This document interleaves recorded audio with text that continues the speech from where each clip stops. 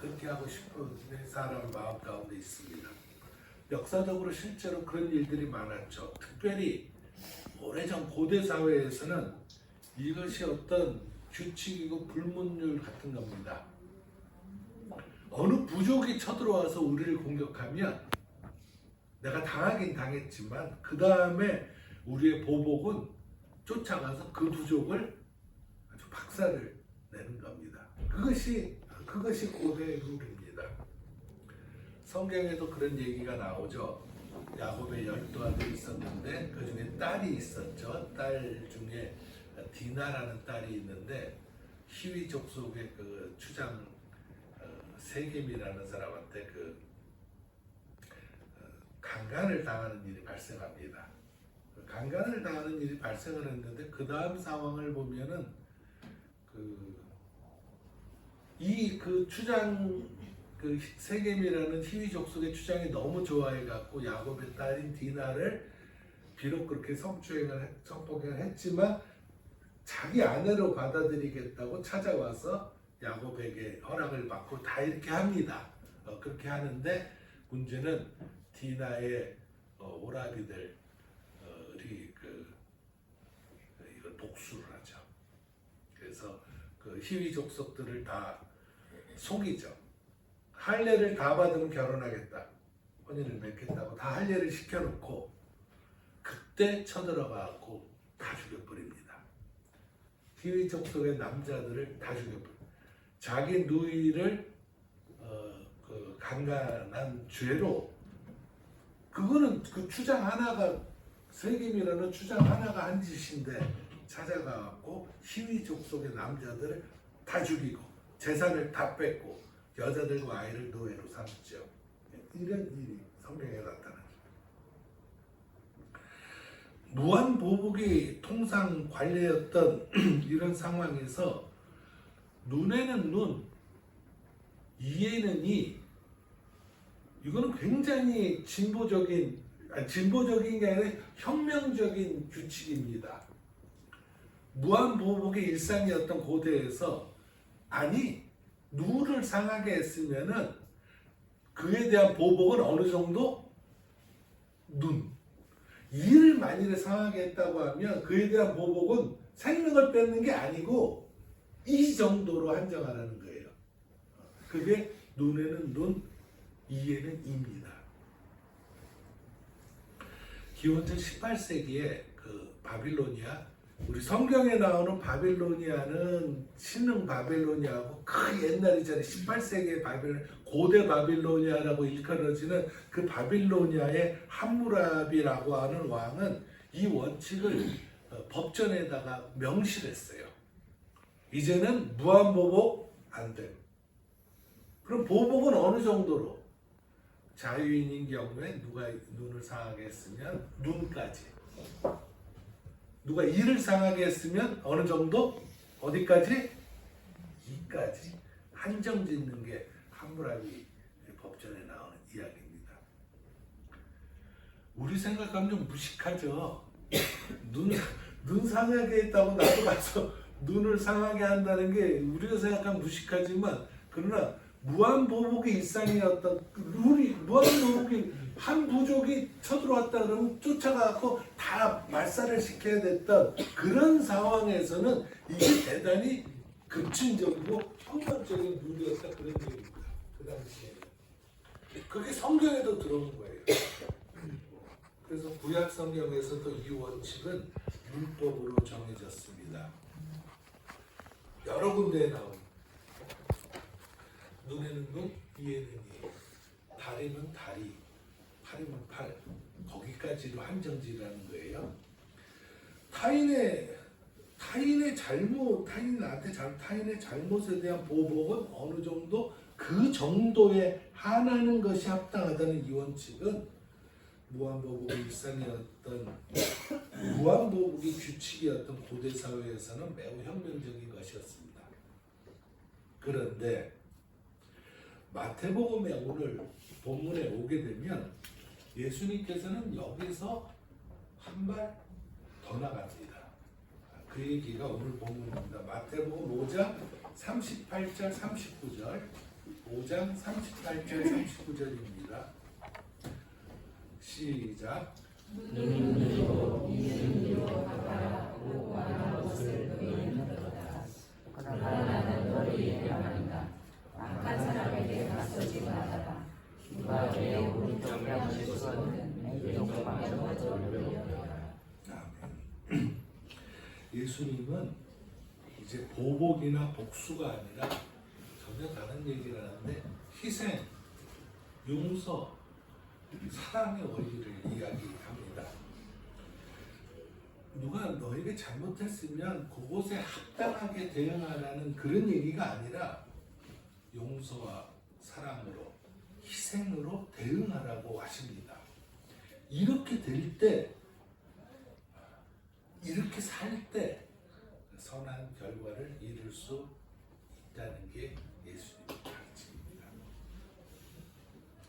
무한보복에서 합당한 보복으로 왔죠. 무한보복의 시대에서 합당한 보복으로 왔어요. 이제 합당한 보복에서 어디로? 용서와 사랑과 희생으로 나아가는 겁니다.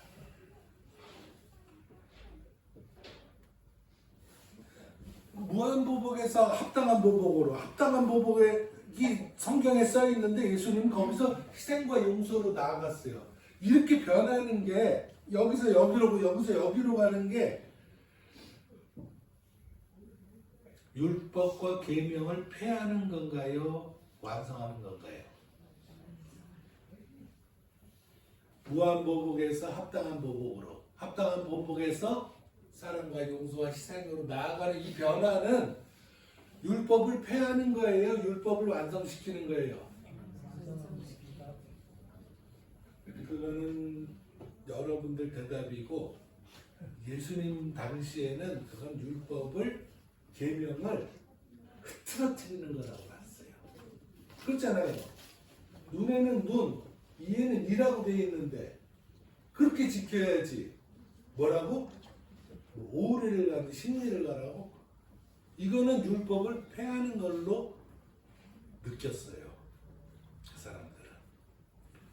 그 많이 의식하셨나 봐요. 예수님이 그래서 마태복음 5장 17절 그 앞에 보면 내가 율법이나 예언자의 말을 폐하러 온 줄로 생각하지 말아라. 폐하러 온 것이 아니라 완성하러 왔다. 완성하러 왔다. 신거예요. 어렵지만 되게 중요합니다. 이게 중요합니다. 예수님의 이런 해석은 율법, 계명, 하나님의 말씀을 폐하는 것이 아니라 완성하는 것입니다. 예수님처럼 이렇게 하는 게 완성하는 거예요. 반대로 뒤집어서 얘기할게요. 이렇게 하지 않으면 이 뜻이 이 뜻으로 되고 이 뜻이 이 뜻으로 되는 이렇게 하지 않으면 어떻게 되느냐? 그것은 율법을 폐하는 것이 됩니다. 계명을 폐하는 것이 되는 거라고요. 예수님처럼 이렇게 하는 것이 계명을 완성하는 겁니다. 계명 안에 담긴 하나님의 뜻을 잘 헤아려 가지고 계명을 주셨잖아요. 이렇게 시꺼먼 책에다 주셨잖아요. 이 계명 안에 담긴 하나님의 뜻을 잘 헤아려 갖고 하나님의 그 깊은 속마음 있잖아요. 그걸 잘 읽어내 갖고 오늘에 적용해. 여기 있는 글을 그냥 들이대지 말고 여기는 눈에는 눈, 이는 이로 갚으라고 이렇게 써 있는데 그것을 잘 들여다보면 그렇게 하나님이 말씀 주신 그 마음을 이렇게 헤아릴 수 있으면 그러면 거기서 더 나아갈 수 있다는 거예요. 그 속뜻을 헤아려 갖고 그거를 오늘의 우리 삶에 적용하는 거예요. 그렇게 사는 게 율법을 완성하는 거예요.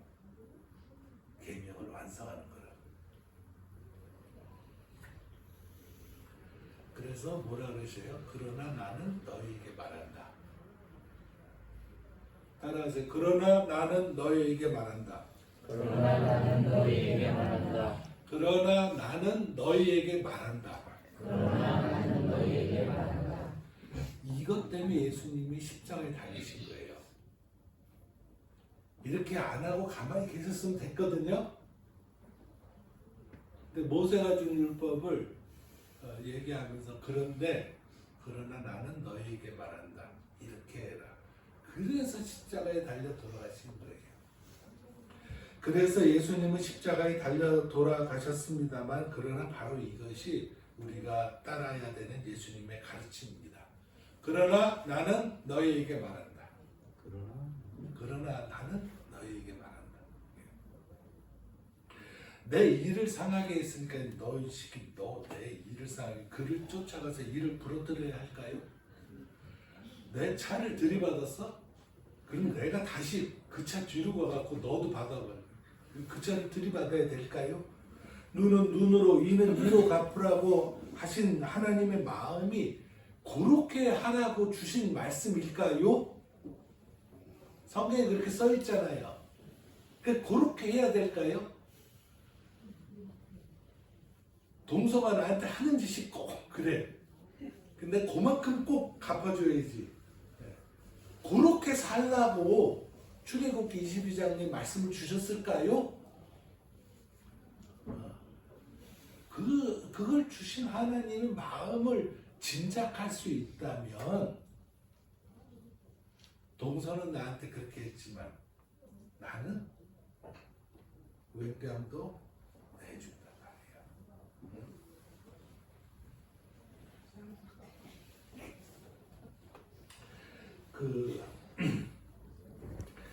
하나님 마음을 헤아릴 수 있다면 우리가 다르게 대응할 수 있겠지요. 그래서 예수께서는 당신을 해치는 병사를 위해서도 기도해 주었습니다. 그래서 이런 원리에 따르기 때문에 어떤 사람은 자기 자식을 죽인 원수를 오히려 양자로 삼기도 했습니다. 그래서 이 원리에 따라 사는 사람만이 어떻게 나한테 그럴 수가 있어? 차마 나한테 하지 못할 일을 한 그놈을, 그 자식을, 그 새끼를 내 마음 깊은 곳으로부터 용서를 할 수 있는 겁니다. 그래서 자유로워질 수 있어요. 해방되는 겁니다. 살 수 있다고. 요즘 우리 사회 일각에서 존엄사의 문제가 제기되고 있습니다. Death with dignity 그랬네요. Death with dignity. 존엄하게 죽는 거예요. 존엄한 죽음, 존엄사. 전에 무슨 흔히들 안락사인데 안락사라는 표현보다는 이제 존엄사라는 표현을 많이 씁니다.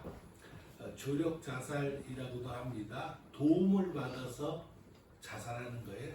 Assisted suicide입니다. 도움을 받아서 수이사하다 하는 거예요. 조력 자살이라고도 해요. 특별한 경우에, 특수한 경우에 남의 도움으로 생을 마감하는 걸 말합니다. 조력 자살. 의사의 도움일 수도 있고요. 그럼 의사 조력 자살입니다. 의사의 도움을 받아서 생을 마감하는 의사 조력 자살. 또 다른 형태일 수도 있습니다. 이런 문제에 대해서, 이 문제에 대해서 교회의 기존 대답은 간단하고 명쾌했습니다. 자살은 안 된다. 왜? 살인하지 말라는 계명이 있잖아요. 성경에 살인하지 말라는 계명이 있잖아요. 자살은 누굴 죽이는 거예요? 자기를 죽이는 거예요. 그래서 살인하지 말라 그랬으니까 자살은 안 된다. 자살은 죄입니다. 기존의 그 교회의 원리에 따라서는, 가르침에 따라서는. 그렇기 때문에 살인하지 말라는 계명의 위반이기에 일고의 가치도 없다는 식이었습니다. 근데 과연 그렇습니까? 인간 생명의 존엄함이라고 하는 관점에서 보면,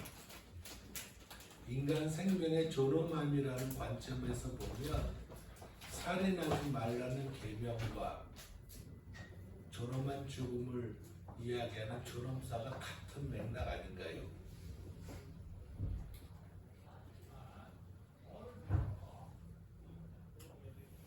대한민국 헌법 10조를 제가 읽어드립니다. 대한민국 헌법 10조입니다. 제10조.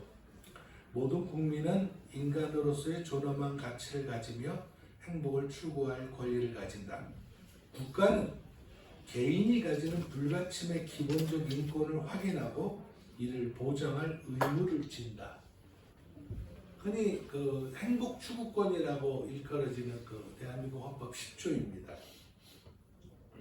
이 조항에 비추어 보아도 살인하지 말라는 계명과 존엄사는 그 정신에 부합하는 것이 아닐까요? 지금 현재 세계에서 몇몇 국가에서는 존엄사를 법으로 시행하고 있지요. 주로 북유럽 국가들에서 많습니다. 북유럽 국가들로 이 나라들은 개신교의 역사와 전통이 강한 곳입니다. 그 나라들은 성경과 기독교 신앙과 교회의 가르침을 몰라서 기독교의 역사가 짧아서 그런 것일까요? 그렇게 볼 수 없죠. 논란이 될 만한 주제입니다만 그러나 이것이 지금 우리가 닥치고 있는 현재 우리의 문제입니다. 우리가 이런 문제에 하나님의 마음으로 정직하고 성실하게 임하지 않기 때문에 맹꽁이같이 계명만 달달 외우고 있지 이 문제에 대해서 하나님의 속마음을 헤아려서 정직하고 성실하게 대하고 있지 않기 때문에 오늘날 대한민국 사람들이 불행하게 살고 불행하게 죽는 겁니다. 제가 딱한 모습을 말씀 안 드려도 다 아실 거예요.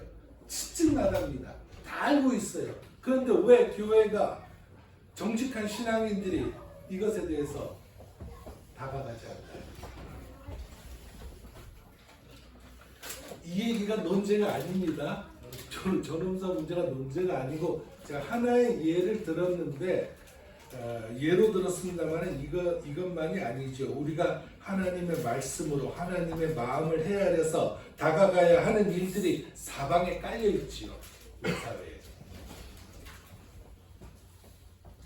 사랑하는 성도 여러분, 그러나 나는 너희에게 말한다. 이 외침은 예수님의 이 외침은 우리가 마음에 새기고 또 새겨야 될 말씀입니다. 옛날 계명을 맹꽁이처럼 되뇌는 그런 신앙으로는 어림없습니다.